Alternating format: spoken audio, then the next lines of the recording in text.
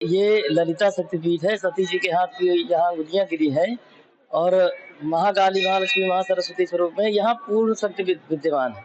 शक्ति के 3 स्वरूप होते हैं, महाकाली, महालक्ष्मी, महासरस्वती। यहाँ पर तीनों विराजमान है।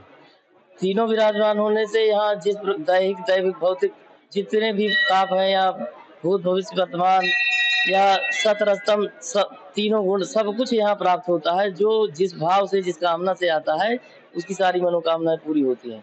और नवरात्रि के दिन में देवी जी का विशेष महत्व होता है। खासकर नवरात्रि में जो भी भगवती के लिए पूजन अर्चन किया जाता है, उसका पूरा फल प्राप्त होता है। प्रतिपदा से लेकर नवमी तक भी 9 तिथियों में अलग अलग देवियों के नाम है, अलग अलग देवियों का दिन होता है। उसी प्रकार प्रत्येक दिन के हिसाब से श्रृंगार, वस्त्र देवी को पहनाया जाता है। सुबह मंगला आरती 5:30 बजे होती है। इसके बाद मंदिर खुल जाता है दोपहर 1:30 बजे तक। 4 बजे से रात्रि 12 बजे शयन आरती होती है। तब तक मंदिर खुला रहता है भक्तों के दर्शन के लिए।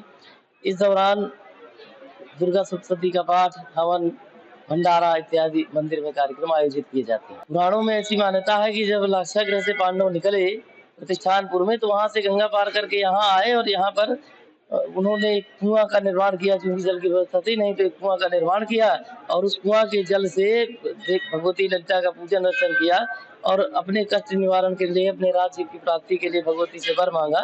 भगवती ने उनको वर दिया। इसके बाद आगे चलकर उन्होंने महाभारत युद्ध में विजय प्राप्त की और हस्तिनापुर का राज्य प्राप्त किया।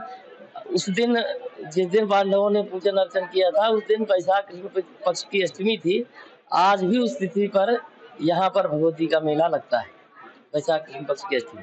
सौंदर्य लहरी में या अन्य पुराणों में भी आता है कि ललिता देवी का निवास श्रीयंत्र के मूल बिंदु है। श्रीयंत्र की अधिष्ठात्री ललिता देवी हैं, इसलिए भगवती का मंदिर भी श्रीयंत्र के आकार में निर्मित किया गया है।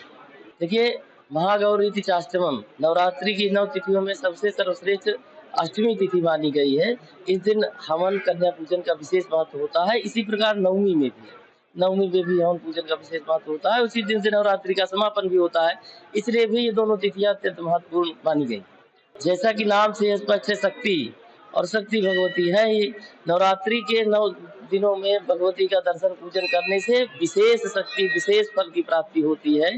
इसीलिए इन दिनों में, नवरात्रि के दिनों में भगवती का दर्शन पूजन अवश्य करना चाहिए।